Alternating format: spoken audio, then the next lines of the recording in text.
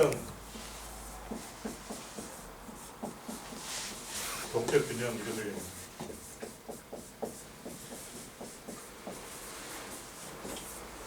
그 무질서한 집단을 내가 하나의 방향으로 통제하는 걸 이야기하는데, 어떤 가만히 있는 것을 100kg이라고 치면 움직이려면 자기가 101kg이 됩니다. 그러니까 에너지가 전량이 많아야 된다. 이 물을 저울에 딱 올려놓으면 일단 상대방보다 1kg가 많아야 돼.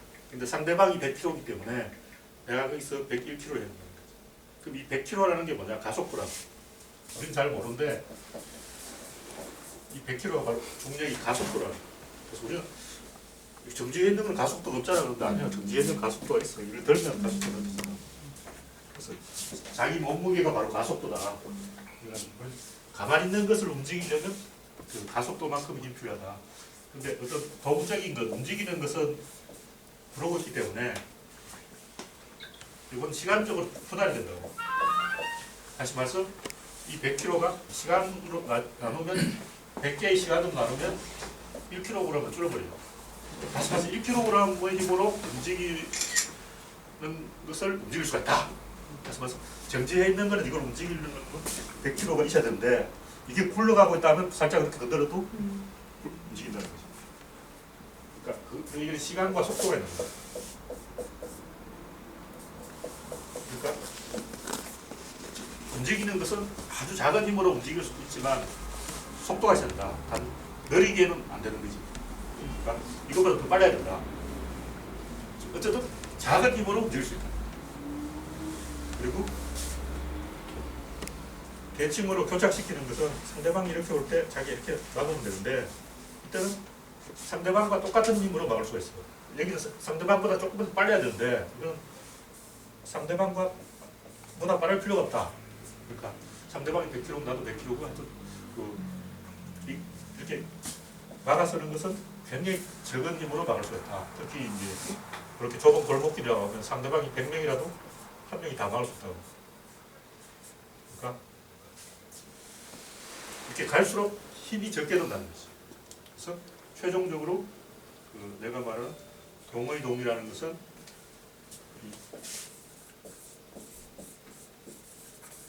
힘을 전혀 안 들이고 힘을 제로로 쓰고 이 상대방을 움직일 수 있다. 근데 여기서 중요한 것은 힘을 들이면 안 된다는 거죠. 왜 힘을 들이면 안 되냐면 힘이 없기 때문에. 힘이 없어. 구조론에서 하는 모든 얘기 힘이 없다는 전제를 하는 거예요. 왜 그러냐면 힘이 있으면 힘으로 하면 되잖아. 예를 들면 알리를 이기는 방법, 내가 알리 더 세면 돼. 얼마 주고. 파키아오를 이기는 방법, 파키아오보다 세면 돼. 아인슈타인을 이기면 아인슈타인보다 먼저 오면 돼. 그건 너무 쉽잖아. 힘이 없으니까 뭐 이런 걸 쓰는 거. 힘이 있으면 그냥 하면 돼. 힘으로 때리면 돼. 필요가 없잖아. 이런 얘기 자체가 필요가 없는 거야. 그래서 어떤 정은 정지해 있는 상태고 동은 움직이는 상태. 동의 동은 이렇게 맞선 상태. 이건 정이고 동. 이건 동의 정. 이렇게 이름을 붙여놨습니다. 동의 동은 이렇게 대칭된 상태입니다. 이 대칭된 상태에서 이 대칭축을 움직이는 거죠. 근데 이 대칭축을 움직이는 전혀 힘이 안 된다는 거죠.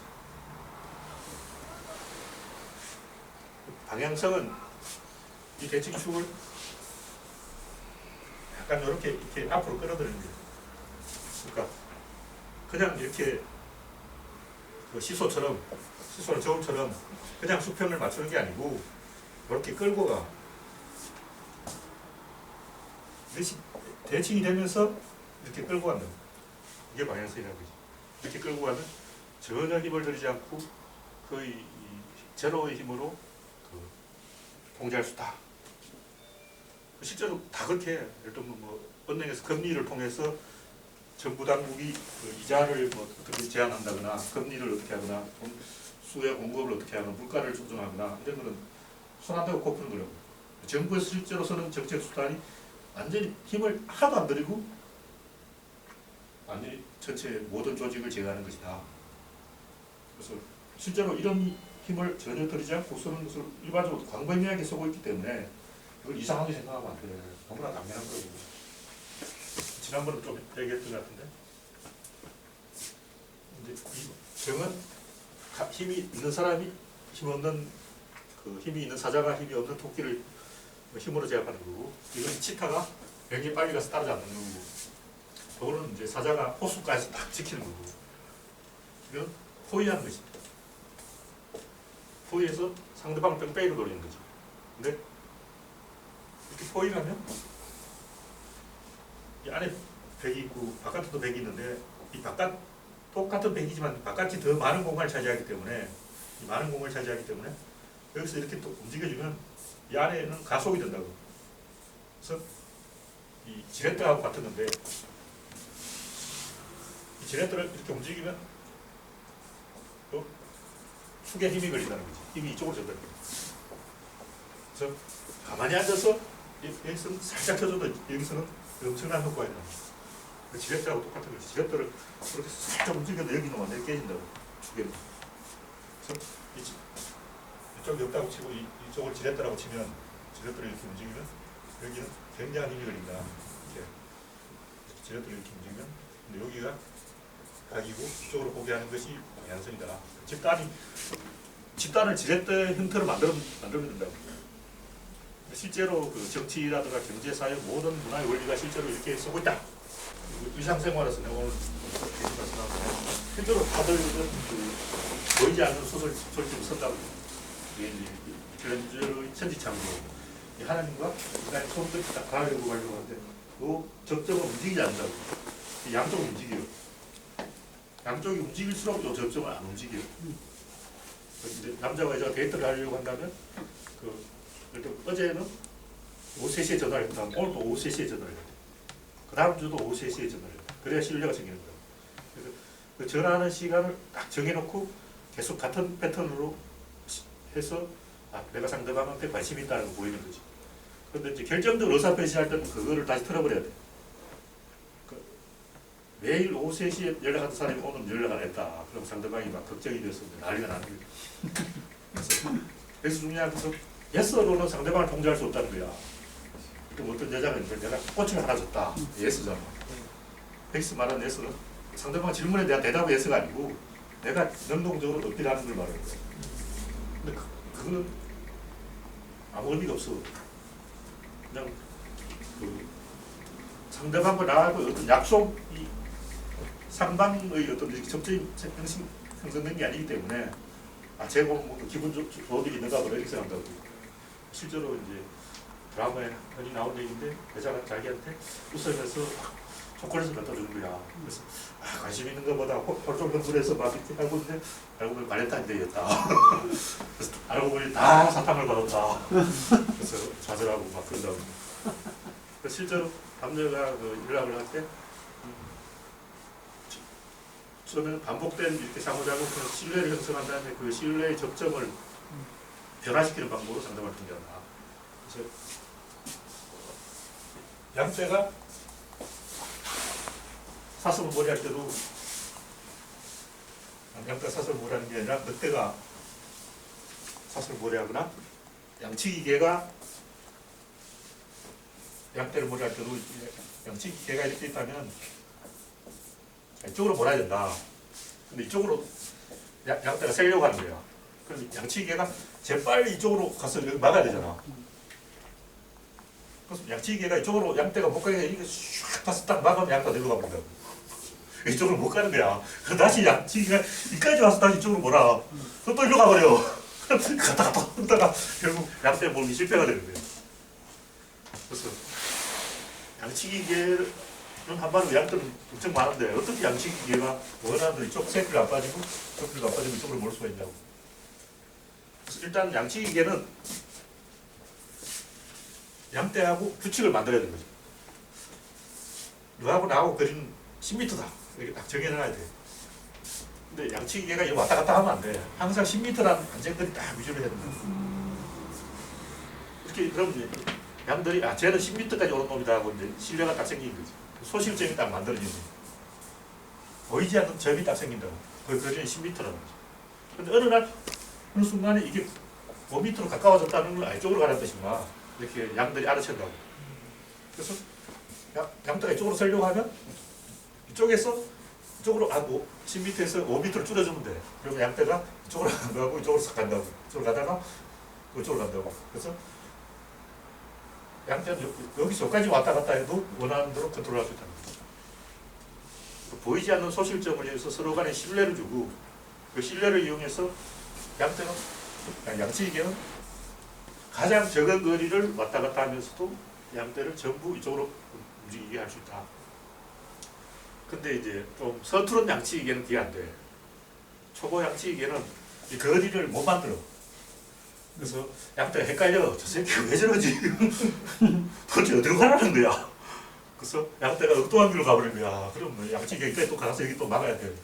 그래서 양치기계 경연대회가 있거든. 복양견 무슨 선발대회. 그래서 우승하는 양치기가 있다고. 조금 움직여도 양떼가 알아서 처음 본 양떼가도 조금밖에 안 움직였는데 양떼가 알아서 싹 원하는 대로 가는 거야. 기가 막히게 뭐냐면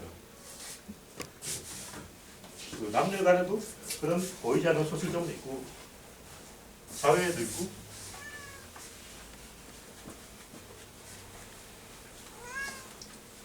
굉장히 다양하게 그게 쓰이는데 안 하던 짓을 하는 걸로는 별로 길을 못해. 그걸로는 별로 없고 하던 짓을 안 하면 상대방 탓이 돼. 그래서 예스가 이제 노로 통제한다는 거죠. 이런 얘기는 집단의 장, 또 조직, 에너지를 움직일 때만 써 있는 거지. 일상적으로 우리가 밥 먹을 때도 이렇게 하려고 하면 안 돼. 일상적으로 그냥 힘을 하는 거야.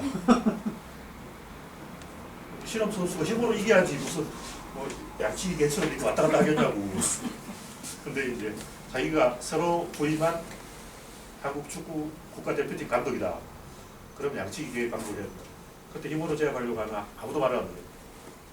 그래서 박근혜처럼 이제 경험 없는 양치기계는 십상시도 통제를 못하지. 십상시도 말을 안 하잖아. 자기 과도 말을 안 하는데 잘못된 신호를 줬어. 그래서 노로 통제해야 되는데 뱃으로 통제하는 박근혜 같은 그런 상당한 통제 불능의 상태가 되는 거죠. 그러니까 노무현 대통령이 노로 통제를 한 그런 일화 어떤 식으로? 노무현 이름부터 뭔데? 뭐든지 노하는 사람이야. 그리고 미국에 대해서 노라고 말할 수 있잖아.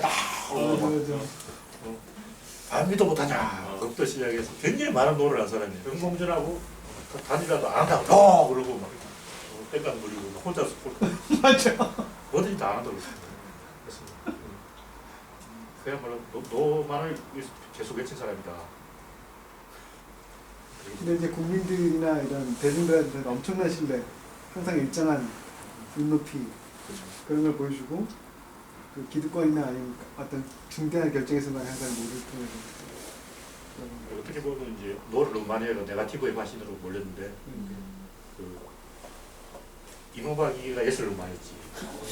747부터 막 이명박이 한 모든 공약 예스 아니야. 대운하를 하겠다, 뭐 4대강을 하겠다, 뭐를 하겠다 다 예스지. 노무현은 뭐 부정부패를 막겠다 이런 막는 게 노거든요. 그렇지. 잘못된 것을 차단하는 게 노라고. 근데 이제 긍정적인 것을 하겠다는 게 예스인데 예스는 굉장히 위험한 것이지만 다 거짓말이에요.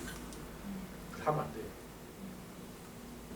대통령이 해야 되는 것은 안보인데 안전보장 그게 노거든요. 리스크를 막는다. 다시 말해서 지금 일어나지 않은 일을 일어나지 않도록 하겠다 이게야. 다시 말해서 뭔가를 주겠다는 게 아니고 지금 일어나지도 않은 일을 일어나지 않도록 하겠다는 것도 지금 아무것도 안 하겠다는 거 아니야. 안보라는 게 안전보장이라는 게 도둑이 못 오도록 막겠다는 건데 뭘 하겠다는 게 아무것도 안 하겠다는 거죠. 그러니까 마이너스로 노로 통제하는 거죠. 이쪽을 차단하는 거예요. 그래서 우리임금 취소를 할 때 강둑에 둑을 쌓는 거는 강물에 둑을 쌓는 거는 예스고 물기를 파는 건 노인데 뭔가를 방해자를 제거하는 게 노라는 거죠. 근데 이제 내가 항상 예서를 말하는 사람이 돼야 된다는데 이거하고 좀 다른 차원의 얘기야. 여기서 말하는 예서하고 너무 딱 달라. 맞아요. 상대방이 질문할 때 대해서는 예서로 적극적으로 행동해서 포지티브 행동을 해야 된다는 거고, 여기서 지도자의 통치수는 항상 축구도 수비가 문제예요. 로우가 문제예요. 상대방의 공격을 막는 게 문제고 수비를 잘해야 골을 많이 넣는다.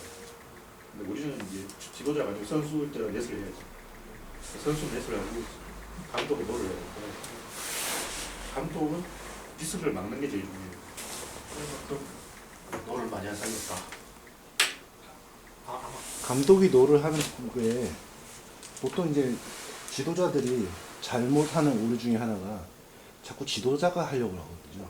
자기가 축구장에서 뛰지도 못하면서. 감독이 노를 한다는 거는 이제 노를 해서 이쪽 가지 마라 하는 거는 결국에 이제 플레이어가 뛸 수 있는 환경을 조성해 주는 거라고 보거든요. 근데 이제 자기가 원하는 지점이 이 지점이라고 하면 이쪽으로 가라고 말을 설명할 수 없어. 그 불가능해. 그렇죠. 이쪽으로 가, 이쪽으로 가. 떠밀어서 사람 어디야 못 알아보고. 저로 가 했는데 어디야 하고 계속 불건거리지. 그걸로 안 가. 그럼 이쪽으로 가지 마. 그러면 아 맞네 이쪽으로 가야 돼 이렇게 나오는 거라고. 근데 이쪽을 노하면 자동으로 이쪽으로 예서가 되는 거지. 이쪽으로 예서로 아무리 얘기해도 못 알아보고. 불가능. 이해시킨다는 자체가 불가능. 성경에서 얘기한 그 사과를 먹지 말라고 얘기한 부분은 저렇게 이해될 수 있는 부분이거든요. 거기가 마지노선이니까 여기를 가지 말라라고 그 외의 것을 하라는 부분이에요. 최근에 이제 그 이병헌 사건을 좀 이야기하고 싶은데 이병헌을 지금 우리가 논하는 게 아니고 그 두 사람 여성이 굉장히 어리석은 그런 판단을 했다. 그 사람들이 내가 봐서 잘 납득을 못하는 것 같아요. 우리가 여러 사건이 굉장히 많아요. 굉장히 많은 사건에서 네티즌들이 리플을 나서 그 사법부를 공격한다고. 판사가 네 자식이라도 그렇게 판단하냐 그러고. 네, 난 우리나라도 그 학교에 좀 가르쳐야 돼요. 법이 뭔지, 사법부가 뭔지, 재판을 어떻게 하는지 이걸 가르쳐야 되는 거예요. 우리는 사건이 이병헌과 두 어떤 여성 이다인가 이 두 사람 이현정인가 두 사람 사이의 사건이었다고 생각하지만 재판을 할 때는 사법부가 뭐 판단하는 거예요. 사법부가 소실점이라고. 이 둘이 대칭이 돼 있다. 이 둘이 싸우면 사법부는 딱 안정이 되는데 이 사법부를 소실점을 자기 편으로 끌어가야 됩니다. 근데 이제 여기서 이제 이 두 사람도 국민을 끼워놓는다고. 그 사람 국민이 소실점이라고 생각하는 거지. 국민의 여론을 이용해서 어떻게 사법부를 움직여보겠다. 이 두 여성은 국민의 여론을 자기 편으로 만들어서 여론이 사법부를 때려서 사법부가 자기한테 유리하게 판결하겠다. 이런 식으로 이 설구신을 생각하고 있는데 이게 굉장히 역설적이고. 어쨌든 이제 그 표면적으로는 국민까지 개입이 안 됐고 그래서 이병헌을 친 거야. 사법부 입장에서는 이런 식의 언론 플레이가 바로 사법부를 공개하는 거예요. 재판정에서 제일 한심하는 재판장한테 훈계하는 거예요. 재판장한테 감동적인 연설을 해서 재판장을 설득시켜서 아이 가머니슬로 재판장의 마음을 움직이겠다는 재판부가 제일 싫어하는 거예요. 그냥 만약 그렇게 해서 자기가 판결을 이겼다면 상대방이 선포를 안 해. 선포가 안 해버리면 사법부 시대에 추사하게 되거든요. 사법부는 꼬시면 넘어가는구나 이렇게 되거든요. 사법부는 나는 꼬셔도 안 넘어간다는 증거를 만들려고 해요. 그래서 이번에 중요한 되거든요. 이 사람들은 어떻게 해서 그럼 자기한테 유리하게 할 수 있냐. 일단 무죄는 불가능해. 유죄로 하려면 어떻게 해야 되나. 자기 스스로 자기한테 죄를 만들어야 돼. 난 나쁜 사람이다. 이렇게 자기한테 죄를 준다면 그걸 제일 가벼운 죄를 줘버려야 돼. 일단 자기가 강도를 하러 갔다. 강도 미수다. 나 사실 절도범이라고 그러면 나 절도하러 갔거든. 이렇게 한다.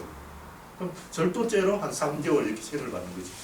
근데 강도지만 강도는 아니다. 자꾸 이런 식으로 나가면 강도 맞아. 좀 이슈를 시키려고 그러더라고. 그럼 이 두 사람은 어떻게 하는 것이 사는 방법이었는가? 내가 봤을 때는 처음부터 돈을 노렸다고 해야 돼요. 단지 이제 50억은 한번 찔러본 거고, 한동안 친하게 지냈으니까 한 뭐 1, 2천만 원으로 타협을 보려고 했는데 일이 잘못됐다. 이렇게 처음부터 자기가 돈에 욕심이 있었다. 이렇게 가야 형을 쫓겨가서. 근데 이 두 사람이 판단을 잘못해서 특히 디스패치라고 그 이상한 언론사가 끼어가지고 200원을 바꾸면 하는 바람에 사법부만 망신을 당하는 거죠. 그런 행동은 사법부를 공개하는 거예요. 다시 말해서 어떤 두 사람이 사법부라는 공동의 토대를 공유하고 있다. 아까 얘기했듯이 어떤 접점이 있을 거예요. 근데 이 접점은 사법부라는 거죠. 이 두 사람은 직접 마주치면 안 돼요. 서로 보면 안 되고 사법부를 통해서 대화를 해야 돼요. 근데 직접 대화를 하려고 하면 사법부가 제일 싫어하는 거예요. 그래서 이 두 사람은 괜히 이 디스패치를 끌어들여서 사법부를 건드리는 바람에 사법부가 괘씸죄를 걸어서 이거 죄 맞으려고 이거 국민을 납득시키기 위해서 형을 많이 때려본대요. 두 여성이 국민을 설득해버렸어. 국민 알 사람이 하는 거 죄가 아니구나 하고 착각해버린 거야. 그 죄 맞는데 이렇게 납득을 시켜야 된다고. 그렇죠. 가중치. 그러면 이제 가중치죠. 그렇지. 그게 이제 괘씸죄지.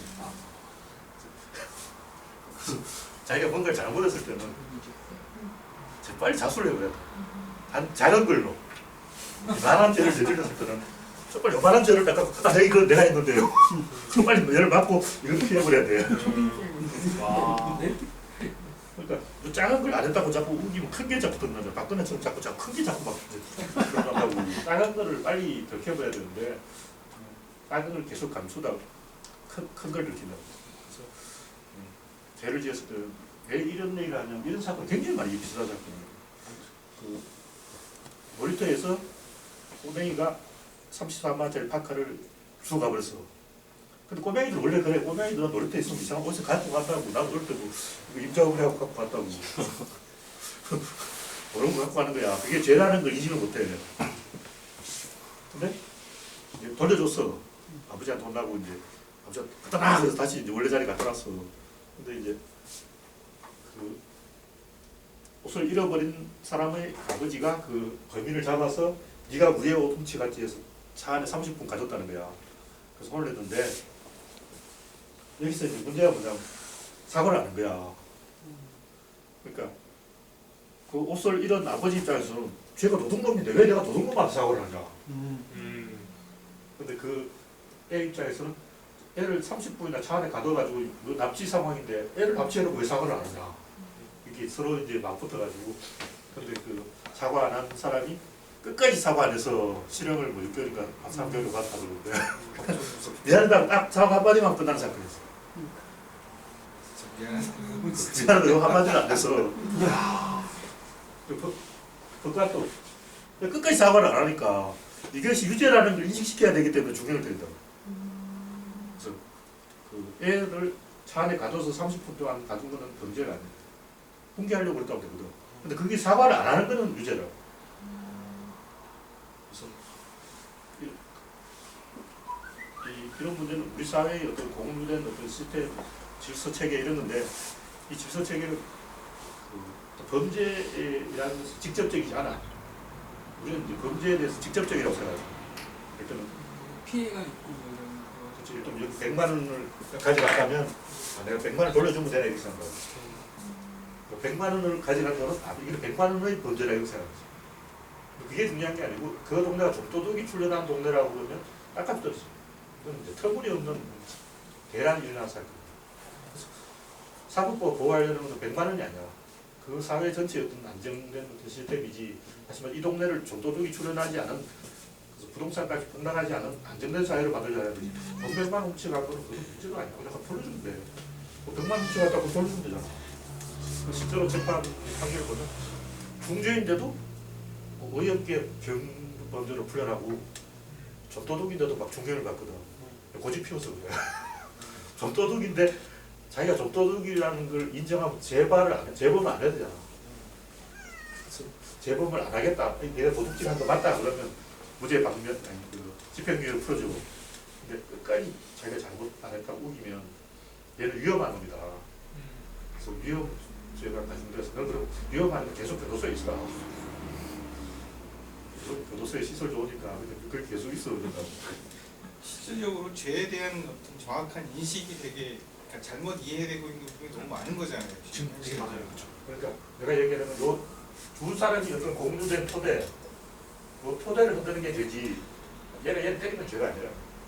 그러니까 둘 사람 벨트 하고 있는데 배에 구멍 낸 놈이 제일 나쁜 놈이야. 근데 얘가 얘를 막 때렸다, 얘가 때렸다, 이건 죄가 아니야. 자 때렸다 치고 니도 한 번 때려 그러면 되잖아. 이 공유된 토대를 흔들면 안 된다. 이 말은 역으로 말하면 요걸 이용해서 이 두 사람 통제할 수 있다는 거지. 사법부도 여기서 판결을 잘 함으로써 이 두 사람 국민에게 올바른 메시지를 전달할 수 있다. 그럼 국민들이 오판을 할 가능성이 중요합니다. 국민을 오판으로 끌고 가는 것은 굉장히 위험한 일이에요. 은근히 하고 오늘도 글을 읽었지만 저렇게 이해되는 게 정말 어렵다는 생각이 들거든요.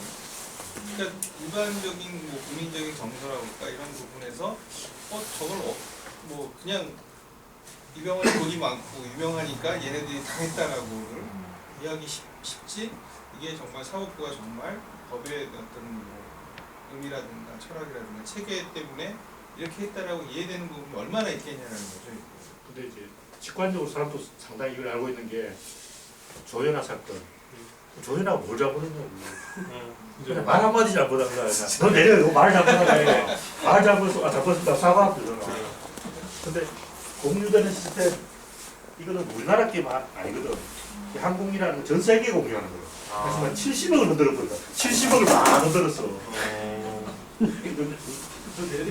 얘기라는 건 우리나라만 조항이 있는 게 아니고 외국 조항까지 왔다 갔다 하니까 우리나라에만 해당되는 게 전 세계에 해당되는 게 전 세계 헌법을 흔들어 버린 거야. 그러니까 공유되는 토대를 흔들었다. 이건 가중처벌 해야 된다는 그런 본능적으로 사람들이 그걸 아는 거야. 지금 굉장히 큰 죄다. 비행기를 빡 시킨 거. 근데 가만히 있어. 비행기 바꿔 시킬 수도 있지. 난 사장이니까. 내가 부사장인데. 내가 부사장인데 내 비행기 내가 바꿔 시키는 건 뭔데? 네. 그럴 수도 있지. 이렇게 생각할 수도 있는 거야. 근데 그건 아니죠. 공유된 토대를. 공유된 토대라는 그 항공법 질서가 또 전 세계적으로 공유하는 게 있기 때문에 70억이 공유하는 토대를 흔들었기 때문에 이건 아니다. 이건 같이 타고 갔는데 배에다 구멍 낸 사건이다.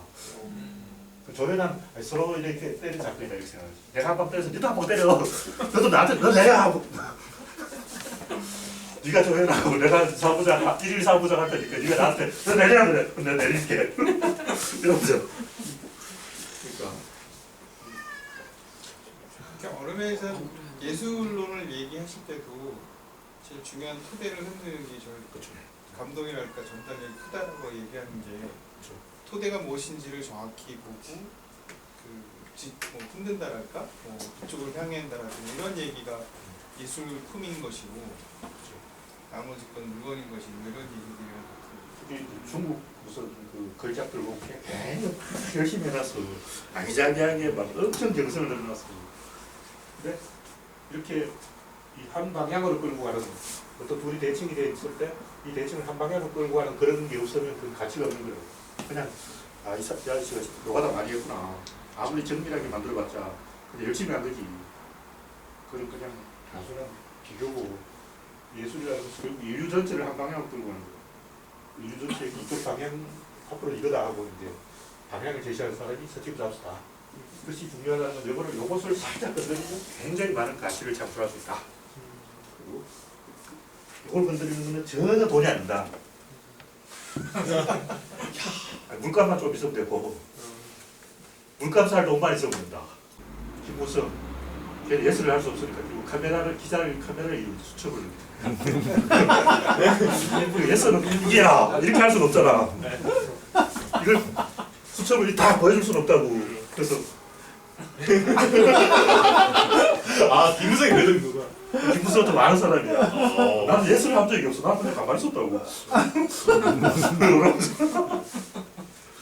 자기 입으로 말을 할 수 없거든. 야힘 하나도 안 쓰고 다. 김무성이 김무성을 배웠어. 야, 수제자. 저는 일부러 보였다라는 게 딱 느껴져요. 바로 밑에 있는데 그게 안 보일 수가 없어요. 아니 근데 그러고 나서 또 하나가 더 찍혔는데 보좌관이 그래도 눈치가 좀 더 있어. 대표님 지금 카메라 찍히고 있습니다. 카톡이 찍혔어. 이게 죽이 잘 맞는 거예요 지금. 잘 맞는 짜고 치는 거 짜고 친 게. 하여튼 근데 의도를 읽혔기 때문에 약간 예스가 됐어. 고수는 노로 해야 되는데 쉽지 않지. 이게 여기서도 마찬가지로 회사 조직 내에서도 마찬가지네요. 그러니까 토대를 회사 뭐 장이랄까 이런 사람이 서로 다른 의견이라든가 이슈를 갖고 기획을 진행하는 사람들이 어느 쪽 방향으로 가지고 대화를 하려고 하는 것인가 라는 부분을 명확히 지정을 해주거나 판단을 해주지 않으면 뭐 중구난방의 일이 되거나 3000%가 갈 수 있지. 근데 이제 하여튼 이 CEO가 여기가 목표다 하고 이렇게 목표를 정확하게 찔러주면 굉장히 위험한 일이고 사실 여기가 목표일 수 있는데 이쪽은 아니다 이렇게 이쪽은 아니다 그러면 이쪽이구나 이렇게 판단을 해야지 여기다 하고 정답을 알려주면 다 다른 아무 손가락만 봐. 실제로 여기가 다리고 여기가 손가락이란 말이야. 여기가 목표다 다 다른 아무 손가락 여기다 목표다 여기다 봐. 지도자가 달을 가리키면 안 돼. 지도자가 달을 가리켰는데 왜 손가락을 보냐고 한탄하면 안 돼. 지가 잘못한 거지. 해는 아니다. 아 다리구나 이렇게 사람들이 알아가는 거지. 다리다 이렇게 말하면 안 돼. 지도자는 방향만 일러주고 가야지 정확하게 이렇게 이명박처럼 747처럼 그렇게 구체적인 걸 이야기하면 안 되거든. 선거 전략으로부터 이명박이 먹히지. 그죠. 내가 옛날에 예설을 해라 해야 된다 이 말은 선거 전략 같은 그런 것을 이야기하는 거고 지금 법을 이야기하는 것은 에너지의 원리를 이야기하는 거고 이게 문제는 뭐냐면 안 되지 않나? 좀 나도 빠뜨린 것 같은데 동의 정 동의 동 이건 이제 CEO나 우두머리 가는 거고 여기는 이제 간부 여기는 하급 장교 하사 쫄병이 하는 거예요. 쫄병은 그냥 제자리를 딱 지켜야 돼. 자꾸 돌아다니면 안 돼. 쫄병은 자기 참모에 가만히 앉아서 여기서 그냥 자기 자리만 지키고 있으면 되는 거야. 하사들은 막 돌아다녀야 돼. 하사는 쫄병을 관리하기 때문에 간부들도 정확히 자리를 지켜야 돼. 그리고 CEO들은 좀 돌아다녀야 돼. 이게 왜 그러냐면 이제 알렉산더가 많이 쓰는 전법이 이제 이게 전술사가들한테 제일 유명한 전술이 모루와 망치. 모루가 이렇게 생겼잖아. 이렇게 생겼는데 위에 적군을 가둬놓고 망치로 때린다고. 근데 이게 모루가 보병이고 보병 움직이면 안 돼. 적군이 이쪽으로 오다면 보병 앞에 딱 막아서는 거지. 그럼 이제 이쪽으로 이렇게 치는 거는 기병이라고. 그럼 대장은 어디 있어야 되냐? 대장은 여기 있어야 돼. 기병을 지휘해야 돼. 간부들은 보병을 지휘해야 돼. 얘들은 움직이면 안 돼. 적군이 못 움직이게 딱 막아서 해야 돼. 그래서 여기서 때리는 거지. 알렉산더가 기병 대장을 맡아서 기병을 지휘하면서 그 다리우스 왕조를 친 거지. 근데 이것이 항상 모든 동서고금의 전술의 기본인데 다른 모든 전술 이걸 응용한 거라고. 그 보병으로 맞고 기병으로 치는 건데 보통은 이제 이게 잘 안 되기 때문에 상대방이 이렇게 되면 이렇게 상대방이 이쪽으로 오면 이쪽으로 막는다고 그렇고 기병으로 이렇게 치는 거예요. 그래서 여기서 뭐냐면 상대방은 제일 중요한 지휘관이 맨 뒤에 있어. 근데 알렉산더는 지휘관이 맨 앞에 있어. 상대방 지휘관이 알렉산더한테 제일 먼저 당한다는 거지. 상대방 지휘관이 여기 있어서 안 당했지. 그래서 뭐 배우로 돌아서 치는 게 CEO가 하는 동의 역할이고 앞을 막아서는 게 간부들이 하는 역할인데 간부들은 원리 원칙대로 해야 돼. 그러니까 노무현 대통령들하고 대통령은 좀 왔다 갔다 하고 빨빨 돌아다니고 총리는 가만히 그 총리실에 앉아 있어야 돼. 총리가 막 돌아다니면 안 돼. 아, 이게 총리는 자기 자리를 계속 지키고 있고 전화를 계속 받고 있고 대통령은 계속 지방을 뛰어다니면서 막 지방 순시하고 노동자도 만나고 막 사람을 만나고 다니고 그래서 이런 순서대로 기성전결 이걸 먼저 하고 그 다음에 이걸 하고 그 다음에 이거 이렇게 합니다. 그리고 여기는 노를 해야 되고 여기는 예스를 해야 되고 여기는 다시 노를 하고 여기는 예스를 하고 그래서 무작정 노를 하라는 게 아니고 어떤 일의 처음 시작 단계에 노를 해야 된다. 맨 처음 갈 때는 뭘 해야 되냐 이쪽이냐 이쪽이냐 방향을 정해야 된다. 근데 이쪽을 뭐 해버리면 이쪽이 자동적으로 S가 되는 거죠. 그래서 이쪽을 막아서 이쪽을 가게 만드는 겁니다. 그리고 자기가 만약 이쪽이다 하고 정답을 찍어주면 혼란이죠. 오히려 그 자중질환까지다. 회사에서 고참이 후배 갈고 때 제일 많이 쓰는 게 보고서 써오면은 아 이거 아니고 계속 이거 빠꾸만들 시키거든요. 근데 사실 이게 어떻게 보면 이제 겉으로 보기엔 노로 보이는데 그럼 왜 그렇게 피곤해할까요? 너는 딱 한 번만 써야지. 그게 예스야. 너는 예스라고. 왜 너무 재수없는 그렇지. 두 번 쓰면 그건 노가 쓱 아니야. 너무 하다 보니까 S밖에 안 나고. 사건이 기성전기에서 기 단계에서 딱 한 번 지도자가 노를 해야지 계속 딴 데로 너너너 그러면 그 잔소리지. 디자인 개발할 때 항상 이거 아닌데 이거 아닌데 이거 아닌데 이거 그러다 보면 아무것도 안 남았어. 점점 이상해지거든요. 그게 이제 클라이언트하고 그 관계, 그 작업자 관계도 그렇게 되는데 점점 이상해지더라고요. 그리고 정말 힘들어지거든. 네, 점점 힘들어지고. 네, 말이 이상하게 꼬이게 되고. 그래서 오히려 그럴 때는 차라리 어느 방향을 정확하게 짚어주는 것 같다 더 원하거든요, 차라리. 근데 그러니까 이거랑 좀 헷갈려가지고 이제 자꾸. 세부적으로 예스를 해야 될 것 같고 근데 일단 맨 처음 지도자가 해야 될 그런 노라. 그래 영토가 생기지. 노를 함으로써 영토가 딱 생기는 거죠. 양치기계는 노를 통해서 그 양들을 모지만 목자들은 목동들은 그냥 휘파람만 불고 양들 따라와. 그러니까 목동들은 굳이 노를 할 필요 없지. 근데 그 차이는 뭐죠? 왜 그러죠? 그러니까 생각해보니까 왜 휘파람을 부는데 왜 양들이 실제로 그런 걸 묻는 거야 아니면 실제로 우리 영화 보면 그렇게 하잖아. 아니 이게 굉장한 신뢰라는 거 아니에요? 그게? 아니 걔가 그러니까 목동이 양들은 목동이 주인이라고 알고 있잖아. 그러니까 밥을 준다는 걸 알고 있다는 거예요. 그렇지. 근데 걔하고는 안 친해. 밥을 걔도 줬잖아. 나쁜 걔는 놈이라고 밥을 안 알고 주잖아. 걔가 왕왕하고 짖으니까 양들이 싫어한다고. 나쁜 놈. 그 꼬마 돼지 네이버에 보면 걔들이 와라 하니까 양들이 다 싫어하고 돼지가 야 나 따라와 그래가지고 다 성공하고 그러잖아. 그래서 막 성공하고 그러잖아. 꼬마 돼지 네이버는 뛰어다니도 않아. 그냥 들어와. 근데 CEO가 해야 되는 일은 그 노라는 게 이 모든 조직의 최종적인 그 상황에서는 그 불확실성, 그래서 무질서한 상태를 이야기하더라고요. 예. 그러니까 우리가 보통 하는 일은 반복적인 일이고 다 알고 있는 제일 중요한 걸 까먹었구나. 지금 내가 왜 노를 해야 되나 이 핵심을 까먹었어. 이제 드디어 키로. 석유는 통이 없다고. 물론 석유통이 있지만 원래 원리적으로 석유는 액체이기 때문에 통이 없다. 유체란 말이지. 유체다, 액체다. 용기가 없다. 연탄은 구멍이 있어. 형태가 있다는 거지. 이거는 용기가 있다는 거야. 그럼 뭐 연탄 원래 가루라고 분탄인데 아버님 잘 알 거야.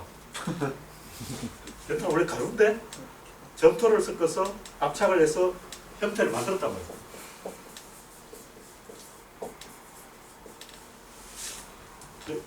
CEO가 어떤 중요한 판단을 해야 될 상황은 이런 상황이라고. 이런 상황에서는 그냥 하던 대로 하면 돼. 그러니까 이런 상황은 형태가 부여된 상황. 그러니까 모든 것이 미리 약속되어 있는 상황. 근데 전쟁이 일어났다 그러면 얘가 얘를 이겨.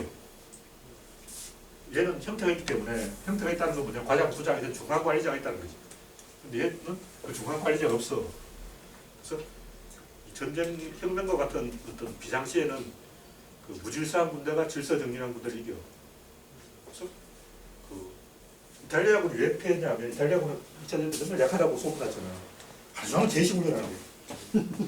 양아봐 이거만 계속 하고. 왜냐면 이탈리아 놈들은 제노바 놈들하고 피렌체 놈들 안 친해. 아, 쟤들 피렌체 애들 뛰래서 안 된다고 서로 막 비난하고 있거든. 그래서 같은 이탈리아인이 아니야. 어떻게 우리가 저 남부 이탈리아 애들하고 같이 짬밥을 먹을 거냐고. 그래서 절대 대화가 안 되기 때문에 형태를 보여야 돼. 그래서 하루 종일 이거만 하게 돼. 그래서 얘도 또 잘할 때 잘한다고. 근데 프랑스군은 원래 그 나폴레옹 때 프랑스군은 그 노예야. 그러니까 농노라고. 해방된 농노라는 거지. 근데 원래 군대는 용병들이 하는 거고 귀족이 하는 거야. 기사들이 하는 거야. 농노들 싸울 줄 몰라. 근데 나폴레옹이 하층민 출신이기 때문에 야, 우리는 이제 농노를 한번 해보자. 그래서 농노들은 무질서한 집단이라서 독립군은 행군할이 이렇게 막 간다고. 1시간에 2km를 가. 근데 나폴레옹은 그냥 무 뛰어가는 거야. 몇 킬로 가냐? 9km를 가. 그럼 안전분장에서 어떻게 9km 가냐고 안전분장 안 해, 이 새끼들은. 총만 가지고 뛰어가는 거야. 그래서 보니까 독립군 완전히 대우를 딱 갖춰서 사학점으로 가는데 프랑스군은 막 어떤 놈 앞에 가고 어떤 놈 뒤에 가고 어떤 놈 집에 점심 먹고 오고 막 그런데도 직결제 다 모여있어. 이상하게. 보통 독립군처럼 안 하면 다 중간에 세버린다고. 다 집에 가버려. 막 가다가 조금만 찬스 나오면 다 튀어버려. 근데 프랑스군은 혁명을 해서 자기가 이제 어제까지 농농했는데 오늘부터 자기도 기사가 된 거야. 그래서 내가 오늘부터 양반인데 집에 가면 안 되지. 그래서 안 가는 거야. 그래서 이런 그 유체적인 어떤 질서가 없는 무질서한 집단의 설교와 같은 경우는 굉장히 강력한 힘을 낸다는 거죠. 그래서 중요한 의사결정의 순간에는 이런 형태가 된다. 이게 예스고 이게 노라는 거죠. 이 형태가 없으니까 노라는 거죠. 그래서 이런 부대가 항상 이겨. 그럼 회사에서 이렇게 할 수는 없다고. 그냥 업무는 정해져 있기 때문에 왜냐면 이런 유체의 상황은 어떤 의사결정할 상황, 다시 말해서 회의실이라는 거지. 그래서 회의실에는 노무현 대통령처럼 그 맞담배도 피우고 자유분방해야 된다고. 회의실의 상황은 유체의 상황, 의사결정할 상황은 유체의 상황이 된다. 그리고 그걸 집행할 때는 형태가 있어야 된다. 이건 너무 이건 예술하는 거죠. 그래서 그냥 전쟁을 하면 반드시 이겨. 이게 몽고군이고 이게 로마군인데 몽고군이 무조건 이겨. 그래서 그 모자도 무는 것이 강한 것을 강하다. 무는 것이 강한 것을 이긴다. 유가 강을 이긴다. 근데 이런 얘기는 그럼 유체식으로 또 개판을 해보자 뭐 이런 식으로 하면 안 되고 어떤 의사결정을 하는 순간에는 규칙이 없는 쪽이 이겨. 항상 그렇습니다. 사건이 기성전결로 이어지는데 보통은 이제 늘 하는 일을 반복하기 때문에 어떤 명령을 전달하면 이 결과에 명령이 전달돼요. 근데 아까 양떼를 모는 상황과 같이 어떤 새로운 상황, 새로운 제품을 개발한다거나 새로운 음악을 만들거나 뭐 하여튼 새로운 지도를 할 때는 리더가 명령을 하면 여기서 한번 왜곡되고 여기서 왜곡되고 여기서 또 완전히 엉뚱한 얘기 돼요. 다시 말해 리더의 의견이 이까지 전달이 안 돼. 리더 자신도 모르거든. 이 분야에서 제일 모르는 사람이 지도자라고. 그러니까 사장이 제일 몰라. 실무자가 잘 알지 사장이 몰라는 거. 그렇죠. 그러니까 여기서 이까지 명령이 전달되는 순간 완전히 왜곡되기 때문에 그 형태를 부여하면 조직이 망하지. 근데 이제 처음 그렇게 해서 한번 뭔가 성공을 하고 난 다음에는 다시 형태를 보여야 돼. 그때는 이제 CEO는 손을 떼야 되고 그때부터 신분진이 알아서 해야지.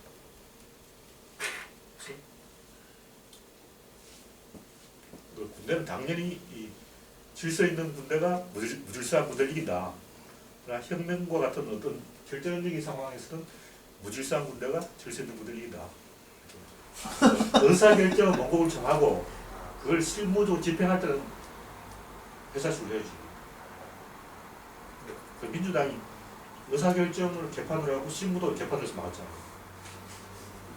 의사결정할 때는 막 자유롭게 하고 결정된 걸 실제 실행할 때는 시키는 해야지.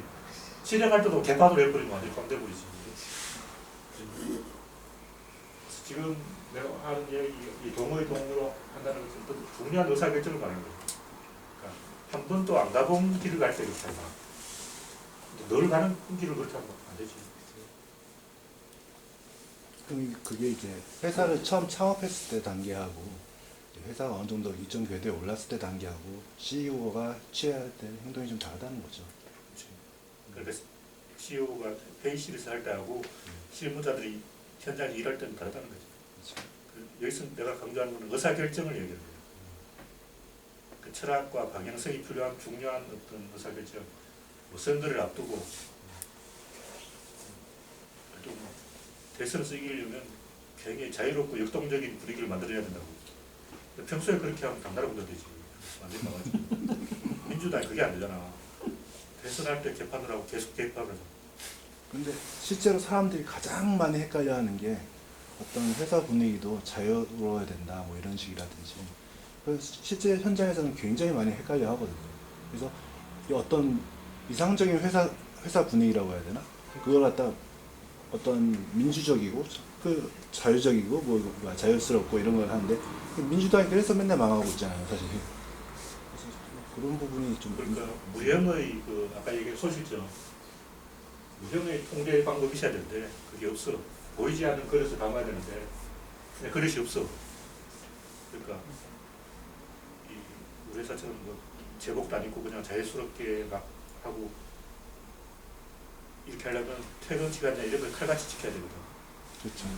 아 자유롭게 하는 회사인데 퇴근도 시간도 막 계속 야근시키면 그 회사 망해. 그러니까 제복을 입혀놓고 야근을 시켜야지. 이렇게 자유롭게 해놓고 야근시키면 자유롭게 망하지. 자유롭게 하는 대신 퇴근 시간 칼같이 퇴근하게 해줘야 된다고. 그러니까 자유롭게 하는데 규칙을 위반하면 바로 회복시켜버리고. 그 자유는 아니다라는 얘기잖아요. 합의가 되는 거지.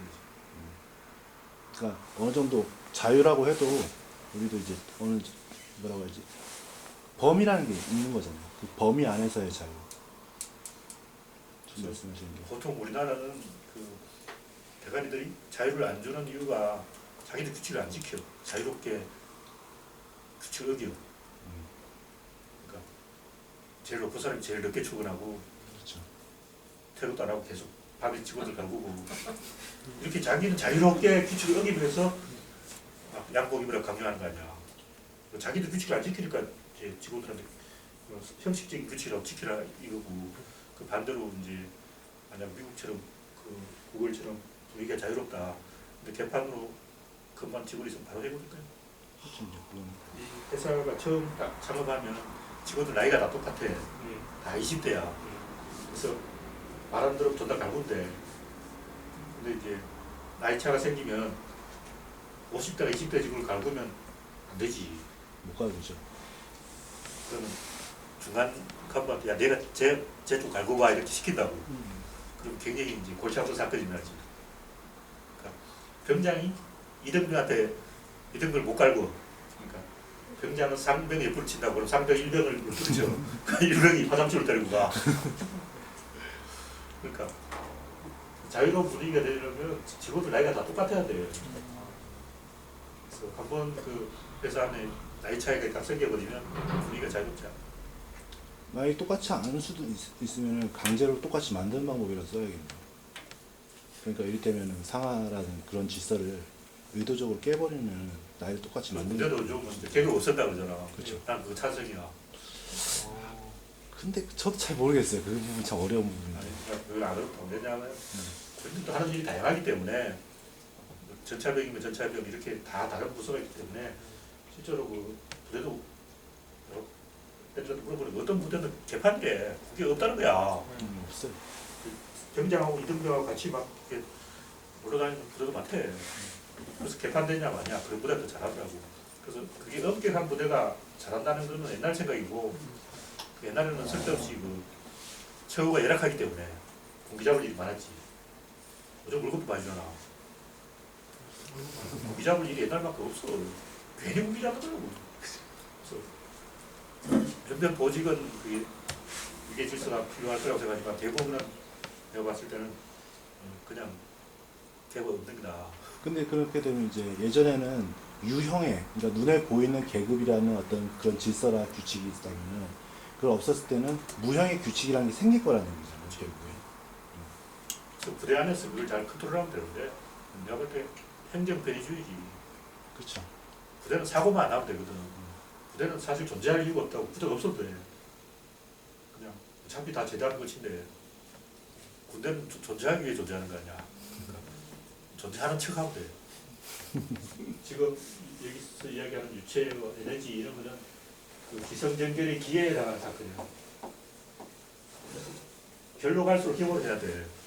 결로 가면 이제 말안 듣는 이제 폐부돼. 이 기회에서는 이렇게 하는 거야. 이런 거지. 무조건 이렇게 한다는 건 아니지. 일단 남녀가 처음 만났다고 치면 서로 상대방이 저 사람이 어떤 사람인가 체크하려고 할 거 아니야. 보통 점수를 빨리 어떻게 어필을 하려고 그런다고. 대부분 보면 그것 때문에 감점을 받아.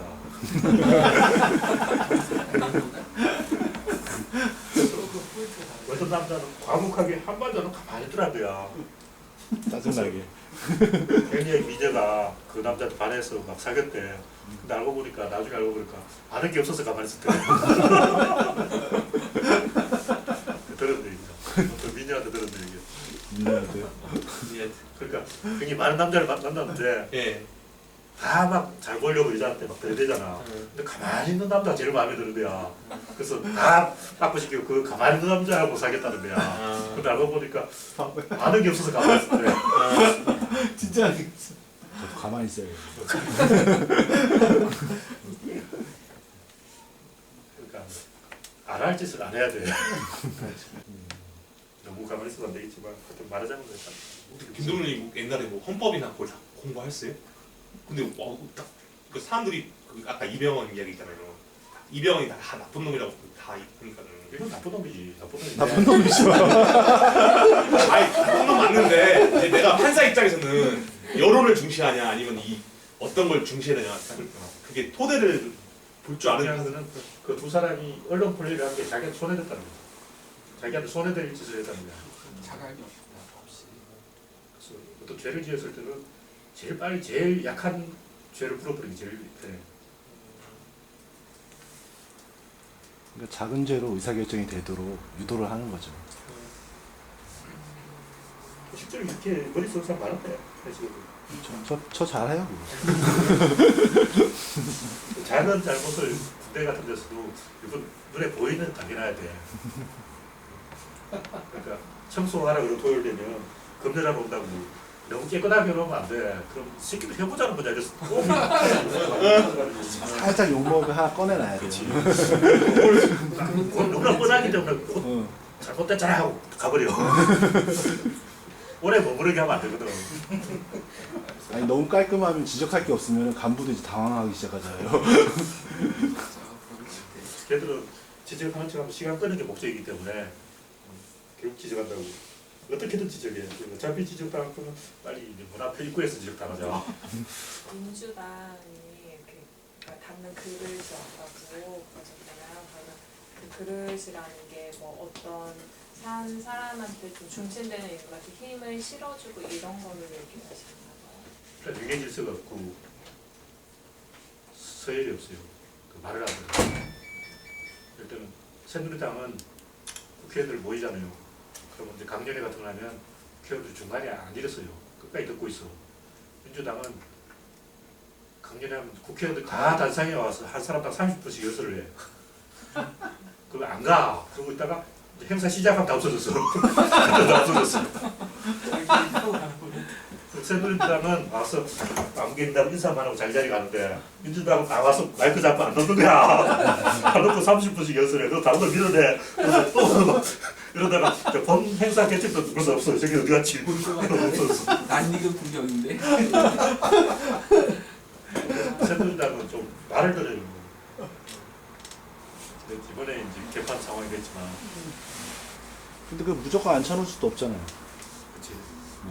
그러니까 앉아 있게끔 만들어야 되잖아요. 들을 게 있다든지. 이 원래는 원칙대로 해야 돼. 그러니까 지구당 위원장한테 정권을 줘가지고 그 사람들에게 100% 권력을 줘야 되는데 지금 우리는 그 지구당 위원장에 권력이 없어. 공천권을 누가 쥐고 있냐? 공천권이라는 단어가 있으면 안 돼. 누가 공천하냐고. 무슨 공천이야. 원래 민주적으로 하는 자동 재공천. 공천 탈락이라는 게 있을 수 없지. 공천 전국구에만 있는 게 지역구에 무슨 공천이 있냐고. 지역구는 그냥 지역구 현역은 자동으로 재공천되는 거고 현역이 없을 때는 그 지역 안에서 선거를 해서 공천을 하는 건데 지금 우리나라는 위에서 백한사씩 공천을 한다고. 그러니까 자기한테 공천 주는 사람한테 다 줄을 서는 거 아니야. 그렇죠. 박영선은 정동영한테 줄을 서가지고 망했지. 그럼 그 전에 예전에 얘기했을 때 이제 추첨제를 하자라든지 그런 거랑 관련이 아예 미국식으로 그냥 그 현역은 자동 재공천이고 사고 당부는 그냥 그 지역구에서 선거에서 하고 이렇게 해야 돼. 그러니까 현역의 기득권을 인정해야 된다고. 우리는 현역을 다 죽이려고 그러거든. 현역을 원수처럼 알아. 그래서 물갈이를 엄청 해놨는데 거불이야. 초선들 중에 제대로 일하는 분 누가 있냐고. 없잖아. 노무현 때는 초선이 날고 기었는데 지금 초선이 누군지도 몰라. 우리는 정말 이런 나는 사람도 없어. 그러니까 현역 기득권 없앤다고 다 현역을 박살내놨는데 시민들이 존재감이 없다는 거야. 국회를 없앤다고 지구당 철폐를 시행을 했었잖아요.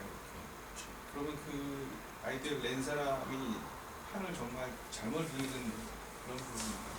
나는 뭐꼭 그런 건 아닌데 나도 꼭 육축 하는 건 필요 없다고 생각하는데 여기에 맞는 우리나라에 맞는 새로운 제도를 아직 정착을 못 시킨 거야.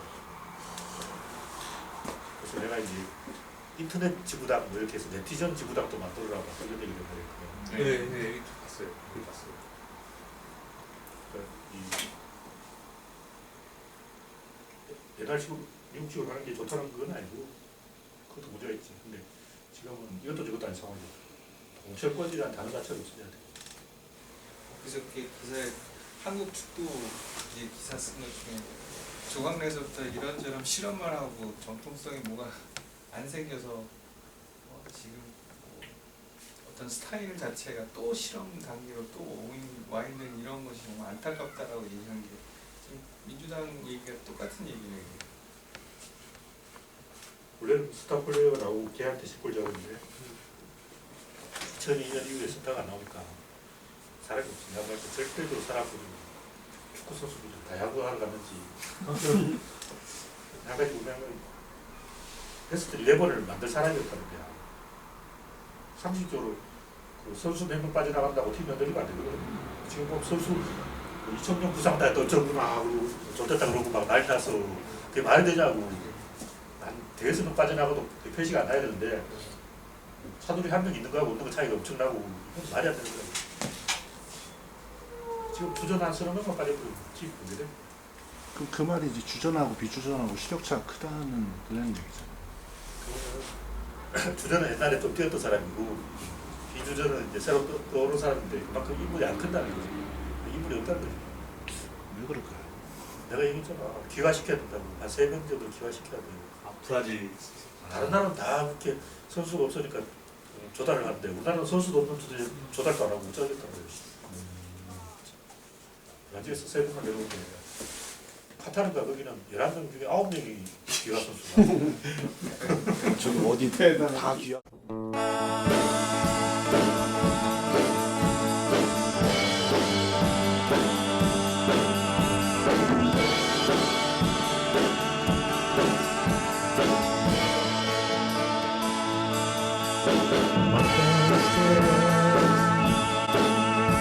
Say